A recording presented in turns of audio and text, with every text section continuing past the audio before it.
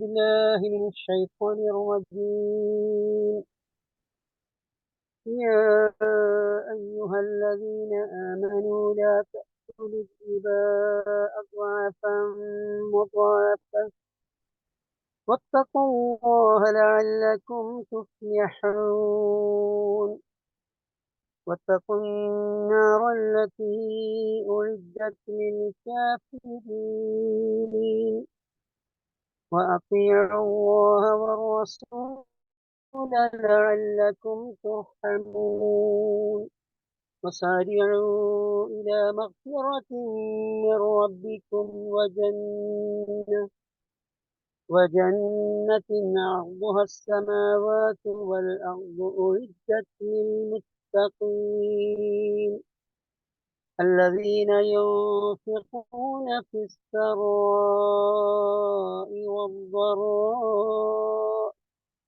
والضراء والكاظمين الغيظ والعافين عن الناس والله يحب المحسنين. والذين إذا فعلوا فاحشة أو ظلموا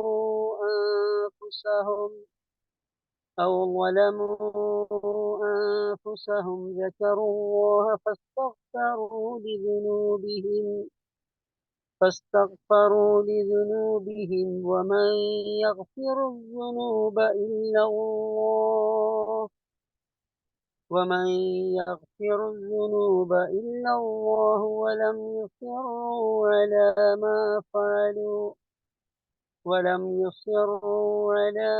فعلوا وهم يعلمون. أولئك جزاؤهم مغفرة من ربهم وجنات تجري من تحتها الأنهار خالدين فيها ونعم أجر العاملين. صدق الله العلي العظيم.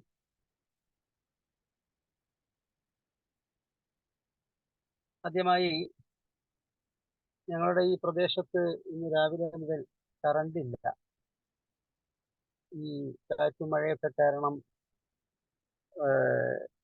മരം വീണ് കറണ്ട് തകരാറിലായതായിരുന്നു. രാത്രി 8 മണിക്ക് വരുമെന്നാണ് KSB അറിയിച്ചിരുന്നതെങ്കിലും വന്നിട്ടില്ല. ഇൻവെർട്ടറും ഉപയോഗ ശൂന്യമായിരിക്കുകയാണ്. അതുകൊണ്ട് വൈഫൈ ഇല്ല, ലാപ്ടോപ്പിൽ ജോയിൻ ചെയ്യാൻ സാധിക്കില്ല. ഇപ്പോൾ മൊബൈലിലാണ് ജോയിൻ ചെയ്തിട്ടുള്ളത്. അത് തന്നെ കാറിൽ ഇരുന്നു കൊണ്ടാണ്. വീട്ടിനകത്ത് മെഴുകുതിരിയാണ്. മെഴുകുതിരി വെളിച്ചത്തിൽ ഈ നോട്ട്സ് കാണാനൊന്നും കഴിയില്ല. അപ്പോൾ കാറിൽ കയറിയിട്ട് ആണിപ്പോൾ ക്ലാസ് എടുത്തുകൊണ്ടിരിക്കുന്നത്. ഈ മൊബൈൽ ഡാറ്റ വേണ്ടത്ര പവർ ഇല്ലാത്തത് കൊണ്ട് ചിലപ്പോൾ ഇടയ്ക്ക് മീറ്റിങ്ങിന് ലീവ് ചെയ്യാൻ സാധ്യതയുണ്ട്. അങ്ങനെ ലീവ് ചെയ്യുകയാണെങ്കിൽ അല്പസമയം വെയിറ്റ് ചെയ്യുക, വീണ്ടും റീജോയിൻ ചെയ്യുന്നതാണ്. ഇത് അവിചാരിതമായ ഒരു സംഭവമായതുകൊണ്ട് നമുക്ക് വേറെ പരിഹാരങ്ങൾ ഉണ്ടായിരുന്നില്ല. 8 മണിക്ക് വരും എന്ന പ്രതീക്ഷ ഉണ്ടായിരുന്നു. പക്ഷേ 8 മണിക്ക് വന്നിട്ടില്ല. ഇനി എപ്പോഴാണ് വരിക എന്ന് അറിയുകയും ഇല്ല. ഞാൻ സൂറത്ത് ആലു ഇമ്രാനിലെ 130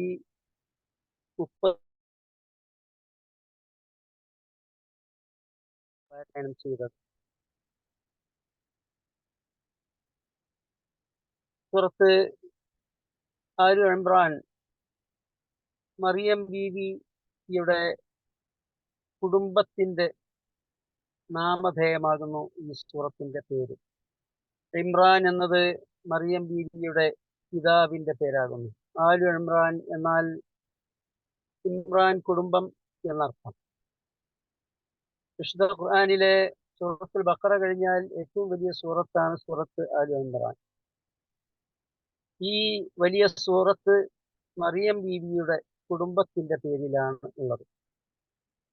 ഈ സൂറത്തിൽ ഇന്നല്ലാഹു അസ്തഫ ആദമ വനൂഹൻ വആല ഇബ്രാഹിമ വആല ഇമ്രാൻ അലൽ ആലമീൻ. അല്ലാഹു തആല ആദം നബിയെയും നൂഹ് നബിയെയും ഇബ്രാഹിം കുടുംബത്തെയും ഇമ്രാൻ കുടുംബത്തെയും ലോകരിൽ വെച്ച് സവിശേഷം തിരഞ്ഞെടുത്തിരിക്കുന്നു എന്ന് ഈ സൂറത്തിൽ പറയുന്നുണ്ട്. അതുകൊണ്ടാണ് ആലു ഇമ്രാൻ എന്ന പേര് ഈ സൂറത്തിന് വന്നത്. അതുപോലെ പരിശുദ്ധ ഖുർആനിൽ മറിയം ബീവിയുടെ പേരിൽ തന്നെ ഒരു സൂറത്ത് നിലകൊള്ളുന്നു, സൂറത്ത് മറിയം. മറിയം ബീവിയുടെ മകനായ ഈസാ നബി അലൈഹിസ്സലാമിന്റെ നാമം പരിശുദ്ധ ഖുർആനിൽ മുഹമ്മദ് മുസ്തഫ സല്ലല്ലാഹു അലൈഹി വസല്ലമയുടെ നാമത്തിന്റെ എത്രയോ ഇരട്ടി പരാമർശിക്കപ്പെട്ടിട്ടുണ്ട്. മറിയം ബീവിയുടെ നാമവും പരിശുദ്ധ ഖുർആനിൽ വളരെയധികം പ്രാവശ്യം പരാമർശിക്കപ്പെട്ടു. അതുപോലെ തന്നെ ജൂതന്മാർ തങ്ങളുടെ പ്രവാചകനാണെന്ന് വിശ്വസിക്കുന്ന മൂസാ നബി അലൈഹിസ്സലാം, മൂസാ നബിയുടെ നാമമാണ് ഖുർആനിൽ ഏറ്റവും കൂടുതൽ പ്രാവശ്യം വന്നിട്ടുള്ളത്. 136 പ്രാവശ്യം. 34ഓളം സൂറത്തുകളിൽ മൂസാ നബിയുടെ നാമം വന്നിട്ടുണ്ട്. ഇതെല്ലാം ഇവിടെ സൂചിപ്പിക്കാൻ കാരണം മുസ്ലിങ്ങളെ കുറിച്ച് ലോകത്തുടനീളം പ്രചണ്ഡമായി പ്രചരിപ്പിക്കപ്പെടുന്ന സംഗതി എന്താണെന്ന് വെച്ചാൽ, മുസ്ലിങ്ങൾ വളരെ സങ്കുചിത മനസ്കരും അസഹിഷ്ണുക്കളും മറ്റ് മതസ്ഥരെയും മതാചാര്യന്മാരെയും അവരുടെ ആചാരങ്ങളെയും ഒന്നും മാനിക്കാത്തവരുമാണ് എന്ന രൂപത്തിലാണ്.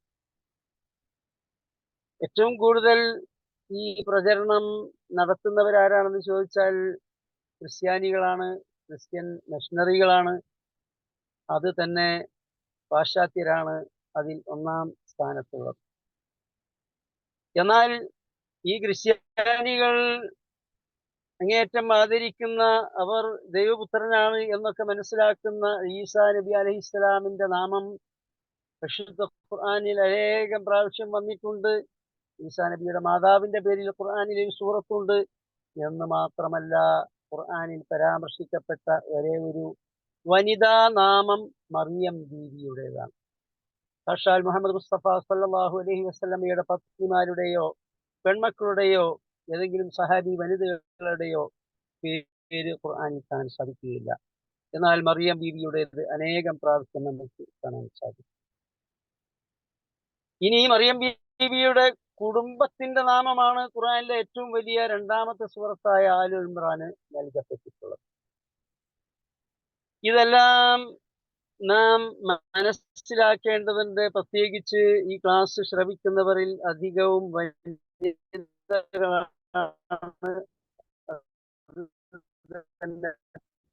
പലരും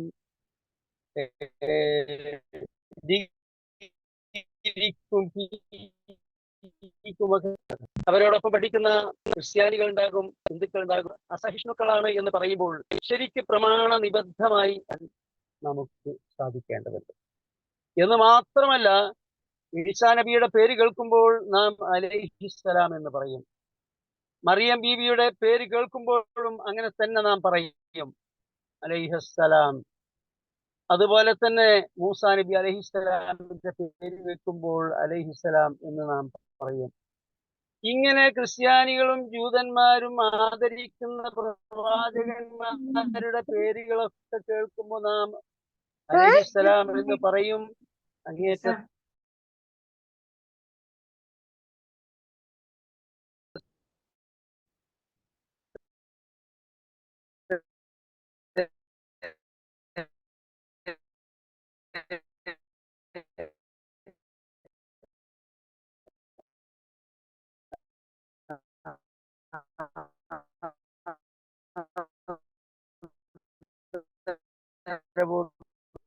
കൂടിയാണ് നാം അവരെ കാണുന്നത്.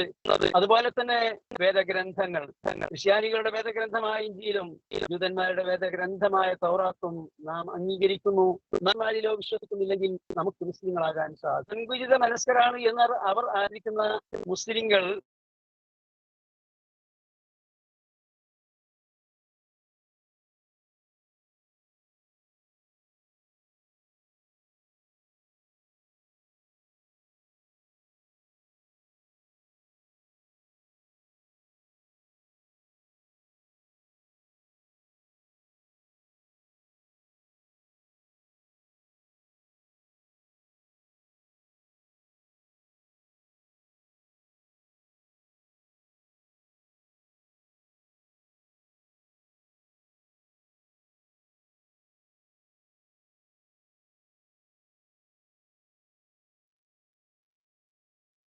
ഒന്നും കളിക്കുന്നില്ലല്ലോ.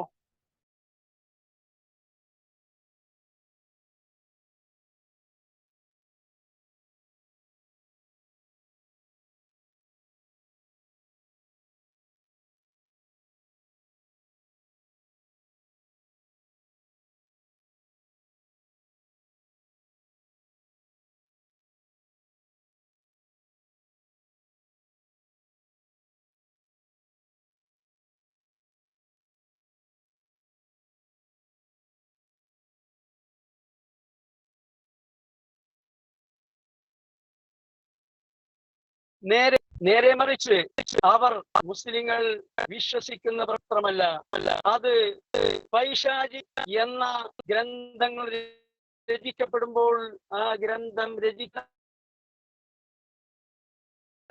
മോശമായി ചിത്രീകരിക്കുന്ന കാർട്ടൂണുകൾ വരക്കുന്നവർക്ക്, അത് പ്രസിദ്ധീകരിക്കുന്ന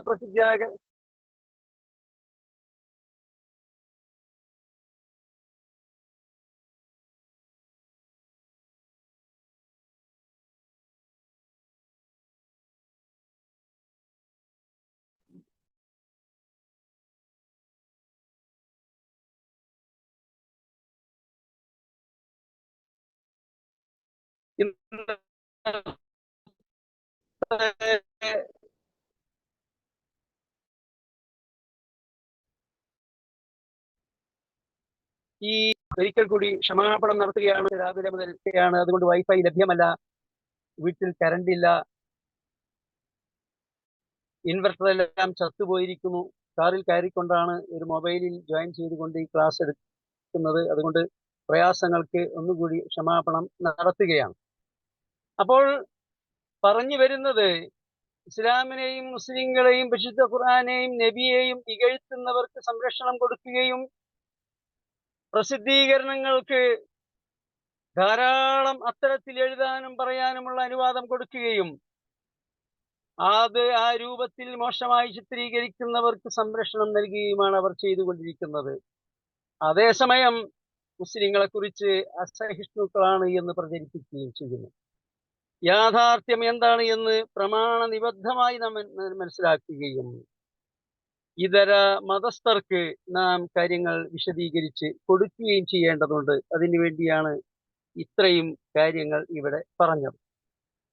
ഇനി ഈ സൂറത്ത് ആലു ഇമ്രാൻ ഇപ്പോൾ നാം പാരായണം ചെയ്ത ആയത്തുകൾക്ക് മുൻപ് നബി സല്ലല്ലാഹു അലൈഹി വസല്ലം നയിച്ച ഉഹദ് യുദ്ധത്തെക്കുറിച്ചുള്ള വിവരണമാണ് ഉണ്ടായിരുന്നത്.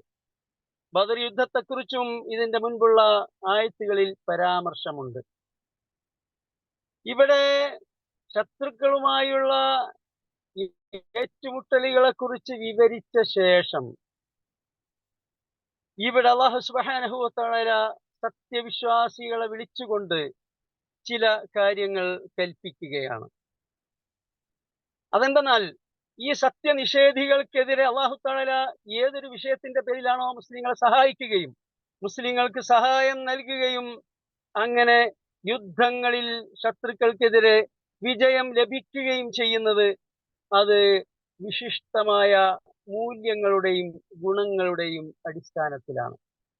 മുസ്ലിങ്ങൾ അവരുടെ ജീവിതത്തിൽ പുലർത്തുന്ന വിശിഷ്ട ഗുണങ്ങൾ, നന്മകൾ, സൽക്കർമ്മങ്ങൾ, അതുപോലെ തന്നെ പാപകർമ്മങ്ങൾ ഉപേക്ഷിച്ചുകൊണ്ട് തെറ്റുകുറ്റങ്ങളിൽ വ്യാപൃതരാവാതെ മുസ്ലിങ്ങൾ ജീവിക്കുന്നു എന്നതുകൊണ്ടാണ് ശത്രുക്കൾ അവർ പാപപങ്കിലമായ ജീവിതം നയിക്കുന്നു എന്നതുകൊണ്ടാണ് അല്ലാഹു സുബ്ഹാനഹു വ തആല ശത്രുക്കൾക്കെതിരെ മുസ്ലിങ്ങളെ സഹായിക്കുന്നത്.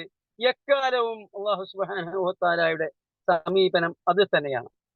ആ കാര്യമാണ്, ഏതെല്ലാം കാര്യങ്ങളിൽ നിന്നാണ് മുസ്ലിങ്ങൾ വിട്ടു നിൽക്കേണ്ടത്, ഏതെല്ലാം വിശിഷ്ട ഗുണങ്ങളാണ് മുസ്ലിങ്ങൾ സ്വായത്തമാക്കേണ്ടത് എന്നാണ് നാം ഇവിടെ പാരായണം ചെയ്ത ആയത്തുകളിൽ അല്ലാഹു സുബ്ഹാനഹു വ തആല വിവരിക്കുന്നത്. യാ അയ്യുഹല്ലദീന ആമനു, സത്യവിശ്വാസികളെ, ലാ തഅകുലു റിബാ അദ്വാഫൻ മുദാഅഫ, നിങ്ങൾ പലിശ ഇരട്ടി ഇരട്ടിയായി ഭുജിക്കരുത്, തിന്നരുത്. വത്തഖുല്ലാഹ്, നിങ്ങൾ അല്ലാഹുവിനെ സൂക്ഷിക്കുക. അള്ളാഹുവിനെ തഖ്വ ചെയ്തുകൊണ്ട് ജീവിതം നയിക്കുക. ലഅല്ലക്കും തുഫ്ലിഹൂൻ, എന്നാൽ നിങ്ങൾക്ക് വിജയം വരിക്കാം. ഇവിടെ പലിശ തിന്നരുത് എന്നാണ് പറഞ്ഞത്. അതുപോലെ തന്നെ ഇരട്ടി ഇരട്ടിയായി എന്ന് പ്രത്യേകം പറയുന്നു. ഇതിൽ നിന്ന് പലിശ ഇരട്ടി ഇരട്ടിയായി തിന്നുന്നതാണ് തെറ്റ്, മറിച്ച് മിതപ്പലിശ ആവാം എന്ന് ഒരിക്കലും മനസ്സിലാക്കേണ്ടതില്ല. അതുപോലെ തന്നെ പലിശ തിന്നാനേ പാടില്ലാത്തതുള്ളൂ, ബാക്കി കാര്യങ്ങൾക്ക് ഉപയോഗിക്കാം എന്നുമല്ല ഈ ആയത്തിന്റെ ആശയം. മറിച്ച് തിന്നുന്ന കാര്യം ഇവിടെ പറയാൻ കാര്യം, ഈ പാവപ്പെട്ട കഷ്ടപ്പെടുന്ന ആളുകൾ എന്തെങ്കിലും ആവശ്യ നിർവഹണത്തിന് വേണ്ടിയാണ് പലപ്പോഴും പലിശക്ക് പണം കടമെടുക്കുക. അത് തിരിച്ചടക്കുന്നത് പലപ്പോഴും കഷ്ടപ്പെട്ടുകൊണ്ടാണ്. അവരുടെ ചോരയും നീരും വിയർപ്പുമെല്ലാം വലിച്ചെടുത്തുകൊണ്ടാണ് ഈ പലിശ കച്ചവടം നടത്തുന്നവർ ആ പാവങ്ങളെ ചൂഷണം ചെയ്യുന്നത്. അതുകൊണ്ട് തന്നെ അതിനോട് അങ്ങേയറ്റത്തെ അറപ്പും വെറുപ്പും ഉളവാക്കാൻ വേണ്ടിയാകുന്നു ഇവിടെ തിന്നരുത് എന്ന് പറഞ്ഞത്. വിശുദ്ധ ഖുർആനിൽ നമുക്ക് കാണാൻ സാധിക്കും, സൂറത്തുൽ ഹുജറാത്തിൽ, നിങ്ങൾ പരദൂഷണം, മറ്റുള്ളവരെ കുറിച്ച് ഗീബത്ത് പറയരുത് എന്ന് പറഞ്ഞിട്ട് പറഞ്ഞു, അല്ലാഹു തആല ചോദിച്ചു, അയുഹിബ്ബു അഹദുക്കും അൻ തഅകുല ലഹ്മ അഖീഹി മൈതൻ, നിങ്ങളിൽ ആരെങ്കിലും സ്വന്തം സഹോദരന്റെ ശരീരത്തിൽ നിന്ന്, മൃതദേഹത്തിൽ നിന്ന് അവരുടെ മാംസം തിന്നാൻ ഇഷ്ടപ്പെടുമോ? ഗീബത്ത് എന്ന ആ തെറ്റിനെ കുറിച്ച്, ആ പാപത്തെക്കുറിച്ച് വളരെ മോശമായ ഒരു ചിത്രം നൽകാൻ വേണ്ടിയാണ് അവിടെ അത് പ്രയോഗിച്ചിട്ടുള്ളത്. എന്നതുപോലെ ഈ മറ്റുള്ളവരുടെ ചോരയും നീരും ഊറ്റി കുടിക്കുന്ന പലിശ എന്ന സമ്പ്രദായത്തോടുള്ള അങ്ങേയറ്റത്തെ വെറുപ്പും അങ്ങേയറ്റത്തെ അകൽച്ചയും ഉണ്ടാക്കാൻ വേണ്ടിയാണ് ഈ പ്രയോഗം വിശുദ്ധ ഖുർആനിൽ അനാഥകളുടെ സ്വത്ത് അപഹരിക്കരുത് എന്ന് പറഞ്ഞിടത്തും നിങ്ങൾ അനാഥകളുടെ ധനം തിന്നരുത് എന്ന് പറഞ്ഞതായി കാണാൻ സാധിക്കും. അതിനോട് അറപ്പും വെറുപ്പും ഉളവാക്കാൻ വേണ്ടിയാണ് ആ പ്രയോഗം. അതുപോലെ തന്നെ ഇരട്ടി ഇരട്ടിയായി എന്നതും ആ പ്രയോഗം തന്നെയാണ്. സാധാരണഗതിയിൽ പലിശ 1,00,000 രൂപ കടമെടുത്താൽ ഒരു വർഷം കഴിയുമ്പോൾ അത് 1,10,10,000 ആകുന്നു എന്ന് സങ്കല്പിക്കുക. പിന്നീട് 1,10,10,000 പിന്നീട് പലിശ കണക്ക് കൂട്ടുക. ഇത് അങ്ങേയറ്റത്തെ അല്ലാഹു സുബ്ഹാനഹു വ തആലക്ക് അങ്ങേയറ്റം വെറുപ്പുണ്ടാക്കുന്ന സബുൽ മൂബിഖാത്തിൽപ്പെട്ട ഒരു സംഗതിയാകുന്നു. നബി സല്ലല്ലാഹു അലൈഹി വസല്ലം സബുൽ മൂബിഖാത്ത് 7 മഹാപാപങ്ങൾ എണ്ണിയ കൂട്ടത്തിൽ എണ്ണിയിട്ടുള്ള ഒന്നാകുന്നു പലിശ. അതൊരിക്കലും നിങ്ങൾ ഭുജിക്കരുത് എന്നാണ് ഇവിടെ പറഞ്ഞിട്ടുള്ളത്. എന്നാൽ പിന്നെ ഇത് പലിശ തിന്നുന്നതിനെ കുറിച്ചല്ലേ പറയുന്നത്? നമ്മള് പലിശ കൊടുത്തുകൊണ്ട് കടമെടുക്കുന്നതിന് കുഴപ്പമുണ്ടോ? വീടുണ്ടാക്കാൻ, അല്ലെങ്കിൽ വാഹനം വാങ്ങാൻ, അതല്ലെങ്കിൽ അതുപോലെയുള്ള ആവശ്യങ്ങൾക്ക് പലിശ കൊടുക്കുന്നതിനെ കുറിച്ച് ഇവിടെ പറയുന്നില്ലല്ലോ എന്നാണ് ആരെങ്കിലും ചിന്തിക്കുന്നതെങ്കിൽ, നബി സല്ലല്ലാഹു അലൈഹി വസല്ലം പറയുന്നു, അൻ ഇബ്നു മസ്ഊദ് റളിയല്ലാഹു അൻഹു അന്ന നബി സല്ലല്ലാഹു അലൈഹി വസല്ലം ഖാൽ, അബ്ദുല്ലാഹി ഇബ്നു മസ്ഊദ് റളിയല്ലാഹു അൻഹു നിവേദനം ചെയ്യുന്നു, നബി സല്ലല്ലാഹു അലൈഹി വസല്ലം ലഅന ആകില റിബ വമൂകിലഹു വശാഹിദൈഹി വകാതിബഹു. നബി സല്ലല്ലാഹു അലൈഹി വസല്ലം പലിശ തിന്നുന്നവനെയും വമൂകിലഹു അത് തീറ്റുന്നവനെയും വശാഹിദൈഹി ആ പലിശക്ക് സാക്ഷി നിൽക്കുന്നവരെയും, കടമെടുക്കുമ്പോൾ അവിടെ സാക്ഷി ഉണ്ടാവുമല്ലോ, സാക്ഷി ഒപ്പിടൽ, ആ സാക്ഷികളെയും വകാതിബഹു മാത്രമല്ല അത് രേഖപ്പെടുത്തുന്നവരെയും നബി സല്ലല്ലാഹു അലൈഹി വസല്ലം ശപിച്ചിരിക്കുന്നു. നബി സല്ലല്ലാഹു അലൈഹി വസല്ലമയുടെ ശാപം ലഭിച്ചവർ എങ്ങനെയാണ് രക്ഷപ്പെടുക? നാം ചിന്തിക്കേണ്ടതാണ്. ഇനി അബൂ ഹുറൈറ റളിയല്ലാഹു അൻഹു നിവേദനം ചെയ്ത ഒരു ഹദീസിൽ നബി സല്ലല്ലാഹു അലൈഹി വസല്ലം പറഞ്ഞു, യഅതി അലന്നാസി സമാനുൻ ജനങ്ങളിൽ ഒരു കാലഘട്ടം വന്നെത്തും. യഅ്കുലൂന ഫീഹി റിബ, അന്ന് ജനങ്ങളെല്ലാവരും പലിശ തിന്നുന്നവരായിരിക്കും. ഇതൊരു മഹാപാപമാണ്. അള്ളാഹുവിന്റെ ശിക്ഷക്ക് പാത്രമാകുന്ന ഒരു കുറ്റമാണ് എന്ന ബോധം തന്നെ ആളുകൾക്ക് ഉണ്ടാവുകയില്ല. അപ്പോൾ ലഹു, നബി സല്ലല്ലാഹു അലൈഹി വസല്ലമയോട് ചോദിക്കപ്പെട്ടു, അന്നാസു കുല്ലുഹും, ജനങ്ങളെല്ലാവരും പലിശ തിന്നുമോ? ഖാല, നബി സല്ലല്ലാഹു അലൈഹി വസല്ലം പറഞ്ഞു, മല്ലം യഅ്കുലുഹു മിൻഹും നാലഹു മിൻ ഖുബാരിഹി, ഇനി ആരെങ്കിലും അക്കാലത്ത് പലിശ തിന്നാത്തവരുണ്ടെങ്കിൽ തന്നെ ആ പലിശയുടെ പൊടി പടലങ്ങൾ അവരെ യേശും, അത് അവരുടെ ജീവിതത്തെ സ്വാധീനിക്കും. നാം ജീവിക്കുന്ന ഈ കാലഘട്ടം നബി സല്ലല്ലാഹു അലൈഹി വസല്ലം പ്രവചിച്ച ആ കാലമല്ലേ എന്ന് നാം ഒന്ന് ആലോചിച്ചു നോക്കുക. അള്ളാഹുവും റസൂലും പരിശുദ്ധ ഖുർആനിലൂടെ യുദ്ധം പ്രഖ്യാപിച്ച തിന്മയാകുന്നു പലിശ. പരിശുദ്ധ ഖുർആനിൽ വേറെ ഒരു തിന്മക്കെതിരെയും അള്ളാഹുവും റസൂലും യുദ്ധം പ്രഖ്യാപിച്ചതായി കാണാൻ സാധിക്കുകയില്ല.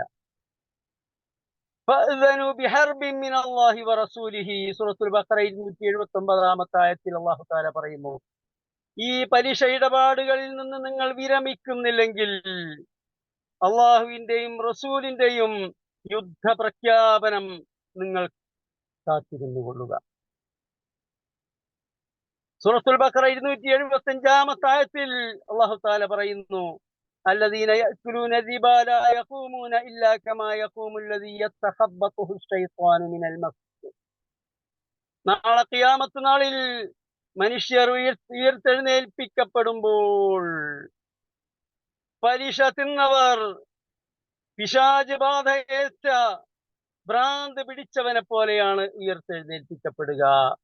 മാലോകരൊന്നാകെ കാണുന്ന രൂപത്തിൽ ഇവൻ പലിശ ഇടപാടുകാരനാണ് എന്ന് എല്ലാവർക്കും ബോധ്യമാകുന്ന രൂപത്തിലാണ് അല്ലാഹു തആല നാളെ നാളിൽ അവരെ ഉയർത്തെഴുന്നേൽപ്പിക്കുക. അനേകം ഹദീസുകളാണ് പലിശയുടെ ഗുരുതരാവസ്ഥയെ കുറിച്ച് വിവരിക്കുന്നതായി നബി സല്ലല്ലാഹു അലൈഹി വസല്ലമയിൽ നിന്ന് റിവായത്ത് ചെയ്യപ്പെട്ടിട്ടുള്ളത്. അതെല്ലാം ഉദ്ധരിക്കുക ഇവിടെ ക്ഷിപ്രസാധ്യമല്ല. നാം മനസ്സിലാക്കേണ്ട കാര്യം, ഈ ഒരു വിഷയം പരിശുദ്ധ ഖുർആനിലും ഹദീസിലും കൈകാര്യം ചെയ്ത ഗൗരവ സ്വഭാവത്തിലാണോ നാം കാണുന്നത്? ആ രൂപത്തിലാണോ നമ്മുടെ നാട്ടിലെ മുസ്ലിങ്ങൾ അതിനെ സമീപിക്കുന്നത്? എന്തെങ്കിലും കാശിന് തിടുക്കമുണ്ടാകുമ്പോൾ ആഭരണവുമായി അത് പണയം വെക്കാൻ വേണ്ടി ഓടുന്നവരല്ലേ നമ്മിൽ പലരും. അങ്ങനെ ഓടുമ്പോൾ അത് അരുത് എന്ന് പറയാൻ നമ്മുടെ കൂട്ടത്തിൽ ആരെങ്കിലും തയ്യാറാകുന്നുണ്ടോ? നന്മ കൽപ്പിക്കുക, തിന്മ വിരോധിക്കുക എന്ന ദൗത്യം അല്ലാഹു സുബ്ഹാനഹു വ തആല നമ്മെ ഏൽപ്പിച്ചിട്ടുള്ളതല്ലേ. ഇനി ഒരു പടി കൂടി മുന്നോട്ട് പോയാൽ പലിശ ഇടപാട് സ്ഥാപനങ്ങൾ അഥവാ പലിശാധിഷ്ഠിത ബാങ്കുകളിൽ ജോലി ചെയ്യുന്നത് ഒരു തെറ്റായി നാം കാണുന്നുണ്ടോ?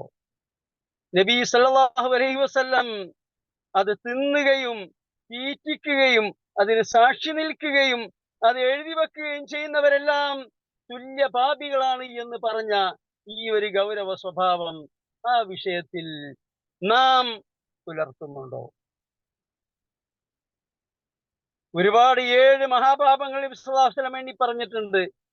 ആ മഹാപാപങ്ങൾ കൊലപാതകമാണൊന്ന്, മദ്യപാനമാണ് മറ്റൊന്ന്, അതുപോലെ മാതാപിതാക്കന്മാരെ ദ്രോഹിക്കലാണ്. ഇതെല്ലാം ചെയ്യുന്നവരോട് ഒരു അകലം പാലിക്കാൻ സമുദായം ശ്രദ്ധിക്കാറുണ്ട്, നാം ശ്രദ്ധിക്കാറുണ്ട്. എന്നാൽ പലിശ, അതുമായി ബന്ധപ്പെടുന്നവർ, പലിശക്ക് കടമെടുക്കുന്നവർ, പലിശാധിഷ്ഠിത സ്ഥാപനങ്ങളിൽ ജോലി ചെയ്യുന്നവർ, ആ ജോലിക്ക് പോകുന്ന വിഷയത്തിലുള്ള നമ്മുടെ സമീപനം അത് പരിശുദ്ധ ഖുർആനിലും ഹദീസിലും പഠിപ്പിക്കപ്പെട്ടതിന്റെ അടിസ്ഥാനത്തിലാണോ? അല്ലേ? നാം ഒരു പരിശോധന നടത്തേണ്ടതുണ്ട്. വളരെ അവതാളത്തിലാണ് ആ കാര്യം എന്ന് മാത്രം പറഞ്ഞുകൊണ്ട് തുടർന്നുള്ള ആയത്തുകളിലേക്ക് പ്രവേശിക്കുന്നു. അള്ളാഹു താല പറയുന്നത്, ഈ പരീക്ഷയിൽ നിന്ന് നിങ്ങൾ മുക്തരാവണം, അള്ളാഹുവിനെ തഖ്വ ചെയ്യണം, എന്നെങ്കിലേ ലഅല്ലക്കും തുഫ്ലിഹൂൻ, നിങ്ങൾക്ക് വിജയിക്കാൻ സാധിക്കൂ. വത്തഖുന്നാറല്ലതി ഉഇദ്ദത് ലിൽ കാഫിരീൻ, സത്യനിഷേധികൾക്ക് വേണ്ടി ഒരുക്കി വെക്കപ്പെട്ടിട്ടുള്ള നരകശിക്ഷയെ നിങ്ങൾ പേടിക്കുക. ഇവിടെ മുഫസ്സിരീങ്ങൾ അടിവരയിട്ടുകൊണ്ട് പറയുന്നു, നരകം അല്ലാഹു സുബ്ഹാനഹു വ തആല ഒരുക്കി വെച്ചിട്ടുള്ളത് സത്യനിഷേധികൾക്ക്, കാഫിരീങ്ങൾക്ക് വേണ്ടിയാണ്. പക്ഷേ മുസ്ലിങ്ങളാണെങ്കിൽ പോലും പലിശ പോലെയുള്ള മഹാപാപങ്ങളിൽ ഇടപെടുകയാണെങ്കിൽ ഈ സത്യനിഷേധികളോടൊപ്പം നരകശിക്ഷക്ക് അവർ പാത്രമാകും. വളരെ ഗൗരവ സ്വഭാവത്തിൽ നാം കാണേണ്ട സംഗതിയാണ്. നിങ്ങൾ അല്ലാഹുവിനെയും റസൂലിനെയും അനുസരിക്കുക, ലഅല്ലക്കും തുർഹമൂൻ, എന്നാൽ നിങ്ങൾക്ക് അല്ലാഹു സുബ്ഹാനഹു വ തആലയുടെ കാരുണ്യം ലഭിച്ചേക്കാം. അല്ലാഹുവിന്റെ കാരുണ്യം ലഭിക്കണമെങ്കിൽ, വിജയികളാവണമെങ്കിൽ, നരകശിക്ഷയിൽ നിന്ന് രക്ഷപ്പെടണമെങ്കിൽ പലിശ പോലെയുള്ള മഹാപാപങ്ങളിൽ നിന്ന് നാം അകന്നു നിൽക്കുക തന്നെ വേണം. ഇവിടെ ചിലപ്പോൾ ചിലർ ചോദിക്കാറുണ്ട്, കാശിന് ആവശ്യം വരുമ്പോൾ പിന്നെ നാം എന്താണ് ചെയ്യുക? വണ്ടി വാങ്ങണം, വീടുണ്ടാക്കണം. ഇവിടെ പറയാനുള്ളത്, ഞാൻ അല്ലാഹു സുബ്ഹാനഹു വ തആല ഹലാലാക്കിയ മാർഗത്തിൽ മാത്രമേ ജീവിക്കൂ. അല്ലാഹു തആല ഹറാമാക്കിയ ഒരു കാര്യവും ഞാൻ ചെയ്യുകയില്ല. അല്ലാഹു തആല ഹറാമാക്കിയ പലിശക്ക് കടമെടുത്തുകൊണ്ട് ഞാൻ വീടുണ്ടാക്കുകയില്ല, ഞാൻ വാഹനം വാങ്ങുകയില്ല, ഞാൻ കുട്ടികളെ പഠിപ്പിക്കുകയില്ല എന്ന് ഒരാൾ തീരുമാനിക്കുകയാണെങ്കിൽ അല്ലാഹു സുബ്ഹാനഹു വ തആല ഒരു നയാ പൈസ പലിശ കൊടുക്കാത്ത രൂപത്തിൽ അവർക്ക് വീടുണ്ടാക്കി കൊടുക്കും, അവർക്ക് വണ്ടി ഉണ്ടാക്കി കൊടുക്കും, അവരുടെ കുട്ടികളുടെ വിദ്യാഭ്യാസം അല്ലാഹു സുബ്ഹാനഹു വ തആല പൂർത്തീകരിക്കും. പക്ഷേ നമ്മുടെ ഭാഗത്ത് നിന്ന് നിയ്യത്ത് വേണം, ദൃഢനിശ്ചയം വേണം. അള്ളാഹുവിന്റെ കൽപ്പനകൾ അനുസരിച്ചുകൊണ്ട് മാത്രമേ നാം ജീവിക്കൂ എന്ന അങ്ങനെ ദൃഢനിശ്ചയം നമ്മുടെ ഭാഗത്ത് നിന്നുണ്ടായാൽ തൗഫീഖ് അല്ലാഹു സുബ്ഹാനഹു വ തആലയുടെ ഭാഗത്ത് നിന്നുണ്ടാകും. പരീക്ഷിച്ചുകൊള്ളൂ. അങ്ങനെ മുന്നോട്ട് പോകുമ്പോൾ നിങ്ങൾക്ക് പലിശ ഇടപാട് നടത്താതെ നിങ്ങളുടെ കാര്യങ്ങൾ നിർവഹിക്കാൻ സാധിക്കുന്നില്ലെങ്കിൽ പറയൂ. തുടർന്നുള്ള ആയത്തിൽ അല്ലാഹു സുബ്ഹാനഹു വ തആല പറയുന്നത് എന്താണെന്ന് നോക്കുക. വസാരിയൂ, നിങ്ങൾ ഉളരി മുന്നേറുക. സുർഅ എന്ന് വെച്ചാൽ സ്പീഡ്, വേഗത എന്നാണ്. വസാരിയൂ ഇലാ മഗ്ഫിറത്തിൻ മിർ റബ്ബിക്കും, നിങ്ങൾ നിങ്ങളുടെ റബ്ബിന്റെ പാപമോചനത്തിലേക്കും, വജന്നത്തിൻ, റബ്ബിന്റെ സ്വർഗത്തിലേക്കും ഉളരി മുന്നേറുക. എന്താണ് ആ സ്വർഗത്തിന്റെ അവസ്ഥ? അർദുഹസ്സമാവാതു വൽ അർദ്, ആകാശഭൂമികളോളം വിസ്തൃതമാണത്, വിശാലമാണത്. ഈ പ്രപഞ്ചത്തോളം വിശാലമായ സ്വർഗമാണ് അല്ലാഹു സുബ്ഹാനഹു വ തആല ഒരുക്കി വെച്ചിട്ടുള്ളത്. അതിലേക്ക് നിങ്ങൾ ഉളരി മുന്നേറുക. ഉഇദ്ദത് ലിൽ മുത്തഖീൻ, അത് ആർക്ക് വേണ്ടിയാണ് ഒരുക്കി വെക്കപ്പെട്ടിട്ടുള്ളത്? നേരത്തെ പറഞ്ഞു, സത്യനിഷേധികൾക്ക് വേണ്ടിയാണ് അല്ലാഹു തആല നരകം ഒരുക്കി വെച്ചിട്ടുള്ളത്. എന്നാൽ നേർവിപരീതം, സത്യവിശ്വാസികൾക്ക് വേണ്ടിയാണ്, അള്ളാഹുവിനെ തഖ്വ ചെയ്തുകൊണ്ട് ജീവിക്കുന്ന മുത്തഖീങ്ങൾക്ക് വേണ്ടിയാണ് സ്വർഗം അല്ലാഹു സുബ്ഹാനഹു വ തആല ഒരുക്കി വെച്ചിട്ടുള്ളത്. നോക്കൂ, പ്രപഞ്ചത്തോളം വിശാലമായ സ്വർഗം അല്ലാഹു തആല ഒരുക്കി വെച്ചിരിക്കുന്നു. ഇവിടെ സാരിയൂ എന്നാണ് പ്രയോഗിച്ചത്. ഇത് തന്നെ സൂറത്തുൽ ഹദീദിൽ സാബിഖൂ ഇലാ മഗ്ഫിറത്തിൻ മിർ റബ്ബിക്കും, നിങ്ങൾ മത്സരിച്ച് മുന്നേറുക എന്നാണ് പറഞ്ഞിട്ടുള്ളത്. അതും സ്വർഗത്തിലേക്ക് തന്നെയാണ്, അള്ളാഹുവിന്റെ മഗ്ഫിറത്തിലേക്ക് തന്നെയാണ്. അവിടെയും പറഞ്ഞു അർദുഹാ കഅർദിസ് സമാഇ വൽ അർദ്, ആകാശങ്ങളുടെയും ഭൂമിയുടെയും വിശാലമായ, അത്രത്തോളം വിശാലമായ സ്വർഗത്തിലേക്ക് നിങ്ങൾ ഉളരി ഉളരി മുന്നേറുകയും. പരിശുദ്ധ ഖുർആനിൽ ആഖിറത്തിന്റെയും ദീനിന്റെയും സ്വർഗത്തിന്റെയും കാര്യങ്ങൾ പറയുന്നിടത്തെല്ലാം ഉത്സാഹവും വേഗതയുമാണ് പറഞ്ഞിട്ടുള്ളത്. സ്വർഗത്തിലെ അനുഗ്രഹങ്ങൾ വിവരിച്ചുകൊണ്ട് സൂറത്തുൽ മുത്തഫിഫീനിൽ അല്ലാഹു സുബ്ഹാനഹു വ തആല പറഞ്ഞു, വഫീ ദാലിക ഫല്യതനാഫസിൽ മുതനാഫിസൂൻ. ആ സ്വർഗത്തിലെ അനുഗ്രഹങ്ങൾ കരസ്ഥമാക്കാൻ വേണ്ടി മത്സരിക്കുന്നവർ മത്സരിക്കട്ടെ. വെള്ളിയാഴ്ച ദിവസം ജുമുഅ നമസ്കാരത്തിന് വേണ്ടി വിളിക്കപ്പെട്ടാൽ, യാ അയ്യുഹല്ലദീന ആമനു ഇദാ നൂദിയ ലിസ്സലാത്തി മിൻ യൗമിൽ ജുമുഅത്തി ഫസ്അഉ ഇലാ ദിക്രില്ലാഹ്. വെള്ളിയാഴ്ച ദിവസം ജുമുഅ നമസ്കാരത്തിന് വേണ്ടി ബാങ്ക് വിളിക്കപ്പെട്ടാൽ ഫസ്അഉ, നിങ്ങൾ ഉളരി ഉളരി മുന്നേറുക, ഇലാ ദിക്രില്ലാഹ്, അല്ലാഹുവിന്റെ ദിക്റിലേക്ക്, വദറുൽ ബൈഅ, കച്ചവടമൊക്കെ നിങ്ങൾ ഉപേക്ഷിക്കുക. ഇങ്ങനെ ദീനിന്റെയും ആഖിറത്തിന്റെയും സ്വർഗത്തിന്റെയും കാര്യങ്ങൾ പറയുന്നിടത്തെല്ലാം ഉത്സാഹവും വേഗതയുമാണ് പരിശുദ്ധ ഖുർആനിൽ പറഞ്ഞതെങ്കിൽ, ദുനിയാവിന്റെ കാര്യം പറയുന്നിടത്ത് എന്താണ് അല്ലാഹു സുബ്ഹാനഹു വ തആല പറഞ്ഞിട്ടുള്ളത്? അവിടെ വേഗത പറഞ്ഞിട്ടില്ല. അവിടെ വേഗതയല്ല പറഞ്ഞിട്ടുള്ളത്. സൂറത്തുൽ മുൽക്കിൽ അല്ലാഹു സുബ്ഹാനഹു വ തആല പറഞ്ഞു, ഫംശൂ ഫീ മനാകിബിഹാ വകുലൂ മിൻ റിസ്ഖിഹി.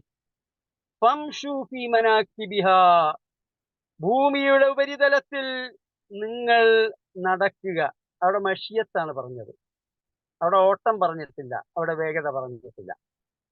വകുലൂ മിൻ റിസ്ഖിഹി, അപ്പൊ ഉപജീവനാവശ്യാർത്ഥം ഐഹികമായ കാര്യങ്ങളിൽ അവിടെ ഓട്ടവും ചാട്ടവും പറയാതെ ഫംശു, നിങ്ങൾ നടക്കുക എന്നാണ് പറഞ്ഞത്. അപ്പൊ ദുനിയാവിന്റെ കാര്യത്തിൽ അവിടെ വേഗതയല്ല, മറിച്ച് ആഖിറത്തിന്റെ കാര്യത്തിൽ അവിടെയാണ് വേഗത. നബി സല്ലല്ലാഹു അലൈഹി വസല്ലം പറഞ്ഞില്ലേ, യഅമലി ദുനിയാക കഅന്നക തഈശു അബദ വഅമലി ആഖിറതിക കഅന്നക തമൂതു ഗദാ. നീ ദുനിയാവിന് വേണ്ടി പ്രവർത്തിക്കുക, കഅന്നക തഈശു അബദ, എന്നെന്നും ജീവിക്കും എന്ന അടിസ്ഥാനത്തിൽ. എന്നാൽ വഅമലി ആഖിറതിക, പരലോകത്തിന് വേണ്ടി നീ പരിശ്രമിക്കുക, കഅന്നക തമൂതു ഗദ, നാളെ തന്നെ മരിച്ചു പോകും എന്ന അടിസ്ഥാനത്തിൽ. കാരണം നാം മരിക്കുന്നതോടുകൂടി പിന്നീട് അതുവരെ ഈ ലോകത്ത് വെച്ച് നാം ചെയ്ത പ്രവർത്തനങ്ങളുടെ ഫലമാണ് അനശ്വരമായ ഭാവി ജീവിതത്തിൽ നമുക്കുള്ളത്.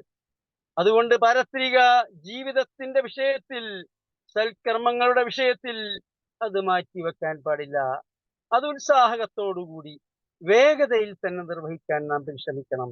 ദുനിയാവിന്റെ കാര്യമാണോ, ഇന്ന് സാധിച്ചില്ലെങ്കിൽ നാളെ ചെയ്യാം, നാളെ കഴിഞ്ഞില്ലെങ്കിൽ മറ്റന്നാളെയാവാം, അതാണ് മാറ്റിവെക്കേണ്ടത്. എന്നാൽ നമ്മുടെ അവസ്ഥ എന്താണ്? നാം ഏതാണ് മാറ്റിവെക്കാറുള്ളത്? ഒരു ഖുർആൻ ദർസിന്റെ കാര്യം മാത്രം എടുത്തു നോക്കൂ. ഖുർആൻ ദർസിന് വേണ്ടി ബാക്കി ദുന്യവിയായ കാര്യങ്ങൾ മാറ്റി നിർത്തിക്കൊണ്ട്, ഇന്നാലിന്റെ ദിവസം ദർസാണ്, ആ ദർസ് നഷ്ടപ്പെട്ടുകൂടാ. പരിശുദ്ധ ഖുർആനുമായുള്ള ബന്ധം അത് നിലനിർത്തേണ്ടതുണ്ട്. പരിശുദ്ധ ഖുർആൻ ദിനേനയുള്ള പാരായണം അത് കൃത്യമായി നിർവഹിക്കപ്പെടേണ്ടതുണ്ട്. നമസ്കാരം അത് സമയാസമയങ്ങളിൽ നിർവഹിക്കപ്പെടേണ്ടതുണ്ട്. ബാക്കി കാര്യങ്ങൾ, ദുനിയാവിന്റെ കാര്യം, അത് നീക്കിയും ചരിച്ചും മാറ്റിയും മറിച്ചും വെക്കാം എന്ന സമീപനം നമുക്ക് സ്വീകരിക്കാൻ സാധിക്കാറുണ്ടോ? ഉണ്ടെങ്കിൽ നാം അല്ലാഹു സുബ്ഹാനഹു വ തആലയുടെ ഈ കൽപ്പന ഫോളോ ചെയ്യുന്നവരാണ്. ഇല്ല, ദുനിയാവിനാണ് നാം മുൻഗണന കൊടുക്കുന്നതെങ്കിൽ, അതിനാണ് പരിഗണനയെങ്കിൽ, നാം ഇവിടെ ഈ പരീക്ഷണത്തിൽ പരാജയപ്പെടുകയാണ് ചെയ്യുന്നത് എന്ന് മനസ്സിലാക്കണം. ഇനി ഈ വിശാലമായ സ്വർഗം, ഈ സ്വർഗത്തിന്റെ വിസ്തൃതിയെ കുറിച്ചാണ് അവിടെ പറഞ്ഞത്. എന്നാൽ ആ സ്വർഗത്തിൽ അല്ലാഹു സുബ്ഹാനഹു വ തആല ഒരുക്കി വെച്ച അനുഗ്രഹങ്ങളെ കുറിച്ച് ഒരു ഹദീസിൽ നബി സല്ലല്ലാഹു അലൈഹി വസല്ലം പറഞ്ഞു, സ്വർഗത്തിൽ ഒരു ചമ്മട്ടി വെക്കാനുള്ള സ്ഥലം, ഒരു പണിയായുധത്തിന്റെ പേരാണ് ചമ്മട്ടി. ഒരു ചമ്മട്ടി വെക്കാനുള്ള സ്ഥലം, അതിന്റെ മൂല്യം, അതിന്റെ വില ഈ ദുനിയാവും അതിലുള്ള സർവസ്വത്തെക്കാൾ മൂല്യവത്താണ്, വില കൂടിയതാണ്. വിശുദ്ധ ഖുർആനിൽ ഒരു ആയത്തിൽ അല്ലാഹു തആല പറഞ്ഞു, فلا تعلم نفس ما أخفي لهم من قرة أعين جزاء بما كانوا يعملون. അല്ലാഹു സുബ്ഹാനഹു വ തആല സത്യവിശ്വാസികൾ ഈ ലോകത്ത് പ്രവർത്തിച്ച സൽക്കർമ്മങ്ങളുടെ പ്രതിഫലമായി സ്വർഗത്തിൽ ഒരുക്കി വെച്ചിട്ടുള്ള അനുഗ്രഹങ്ങൾ ഒരാത്മാവിനും അറിഞ്ഞുകൂടാ. നബി അവർക്ക് കൺകുളിർക്കുമാർ ഒരുക്കി വെച്ച അനുഗ്രഹങ്ങളെ കുറിച്ച് ഒരാത്മാവിനും അറിഞ്ഞുകൂടാ. നബി സല്ലല്ലാഹു അലൈഹി വസല്ലം ഒരു ഹദീസിൽ അത് വിശദീകരിച്ചു. ഒരു കണ്ണും കാണാത്തത്, ഒരു കാതും കേൾക്കാത്തത്, ഒരു മനുഷ്യന്റെ ഹൃദയത്തിൽ സങ്കല്പിക്കുക പോലും ചെയ്യാത്തത്, അത്രയും വലിയ അനുഗ്രഹമാണ് അല്ലാഹു തആല സ്വർഗത്തിൽ ഒരുക്കി വെച്ചിട്ടുള്ളത്. അതാർക്കാണ്? അത് ഒരുക്കി വെക്കപ്പെട്ടിരിക്കുന്നു ലിൽ മുത്തഖീൻ, മുത്തഖീങ്ങൾ. ഇനി ആരാണ് ഈ മുത്തഖീങ്ങൾ? ഇതാണ് നാം മനസ്സിലാക്കേണ്ടത്. ഈ അല്ലാഹുവിന്റെ മഹത്തായ സ്വർഗം, ആ സ്വർഗം ലഭിക്കാൻ നമുക്ക് അർഹതയുണ്ടോ? ആ സ്വർഗത്തിൽ പ്രവേശിക്കാൻ അല്ലാഹു സുബ്ഹാനഹു വ തആല നിശ്ചയിച്ചിട്ടുള്ള വിശിഷ്ട ഗുണങ്ങൾ, സൽക്കർമ്മങ്ങൾ, അത് നമ്മുടെ ജീവിതത്തിൽ ഉണ്ടോ ഇല്ലേ? അതാണ് ഇവിടെ നാം പരിശോധിക്കേണ്ടത്. ആരാണ് മുത്തഖീങ്ങൾ എന്ന് അല്ലാഹു സുബ്ഹാനഹു വ തആല വിവരിക്കുന്നു.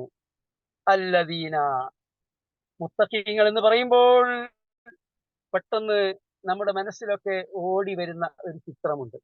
നമ്മുടെയൊക്കെ മനസ്സിൽ ആരാണ് മുത്തഖീങ്ങൾ? പെട്ടെന്ന് മനസ്സിലൊരു ചിത്രമൊക്കെ അങ്ങോട്ട് ഓടി വരും. ആ ചിത്രം തൽക്കാലം അവിടെ നിൽക്കട്ടെ. അല്ലാഹു സുബ്ഹാനഹു വ തആല മുത്തഖീങ്ങൾ ആരാണെന്ന് വിവരിക്കുന്നത് നാം ഒന്ന് നോക്കുക, കേൾക്കുക. ഒന്നാമത്തെ ക്വാളിറ്റി എന്താണ്? അല്ലദീന യുൻഫിഖൂന ഫിസ്സറാഇ വദ്ദറാ. ഈ പ്രവിശാലമായ സ്വർഗം ഒരുക്കി വെച്ചിട്ടുള്ള മുത്തഖീങ്ങൾ അവർ ചിലവഴിക്കുന്നവരാണ്. ഒന്നാമതായി പറഞ്ഞത്. നാം ഈ പാഠം തുടങ്ങിയത് തന്നെ അല്ലാഹു തആല പലിശ നിഷിദ്ധമാക്കിയിരിക്കുന്നു, മഹാപാപമാകുന്നു, ആ പലിശയിൽ ഏർപ്പെട്ട് കഴിഞ്ഞാൽ നരക ശിക്ഷ ഏറ്റുവാങ്ങേണ്ടി വരും എന്ന താക്കീതോടു കൂടിയാണ്. പലിശ ജനങ്ങളുടെ ധനം ഇങ്ങോട്ട് സ്വന്തം കീശയിലേക്ക് കൊണ്ടുവരുന്ന പണിയാണ്.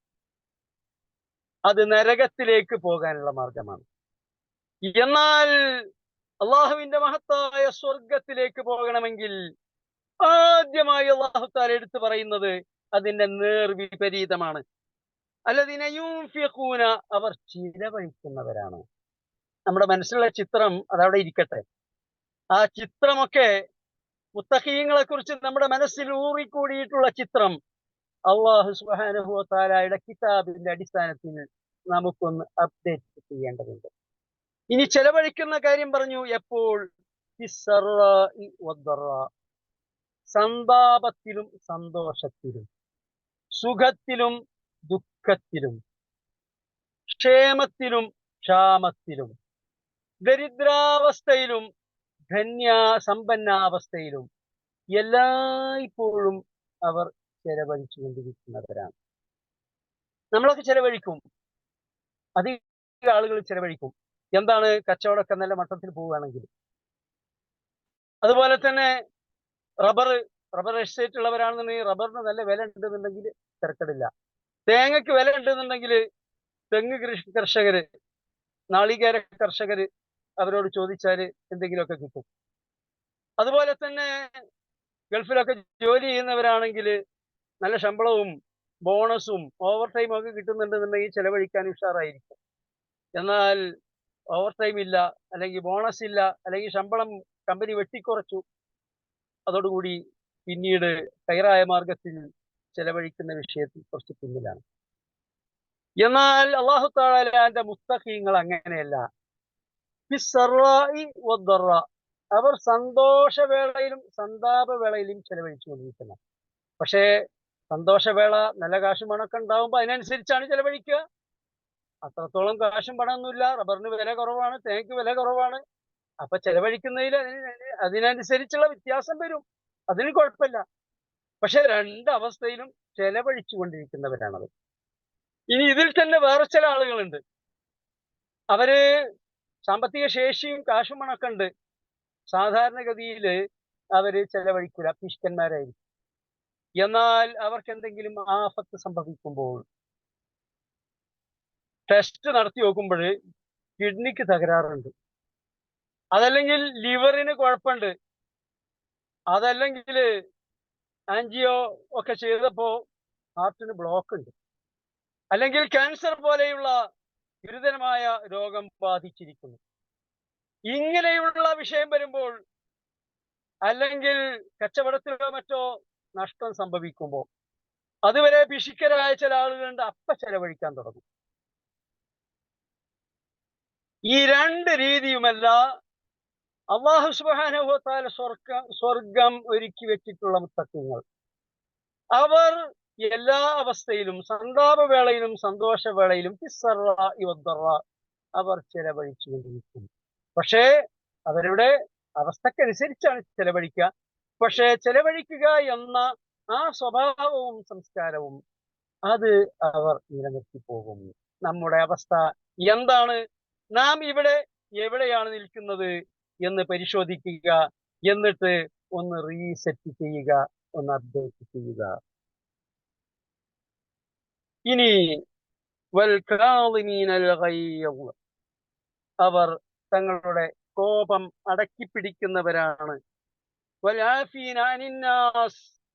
ജനങ്ങളോട് മാപ്പാക്കുന്നവരാണ്.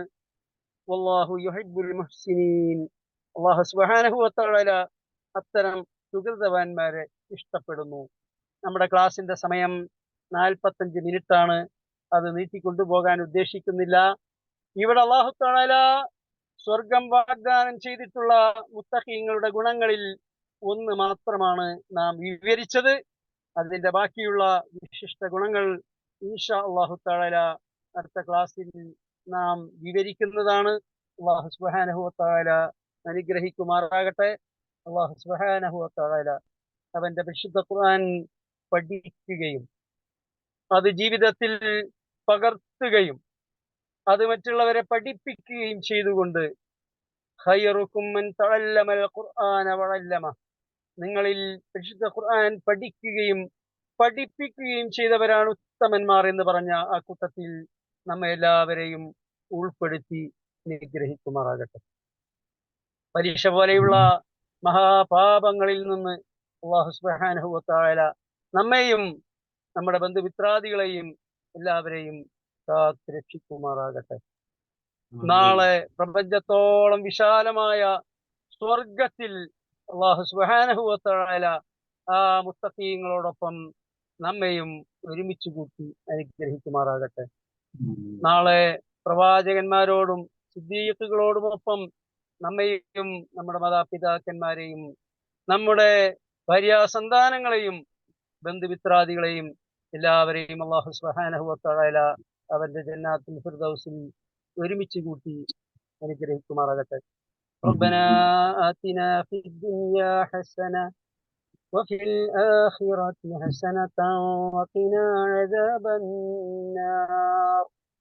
ربنا تقبل منا إنك أنت السميع العليم وتب علينا إنك أنت التواب الرحيم. صلى الله تعالى وسلم على خير خلقه النبي الأمي وعلى آله وصحبه وسلم. السلام عليكم ورحمة الله وبركاته. وعليكم السلام ورحمة الله وبركاته. وعليكم السلام ورحمة الله وبركاته.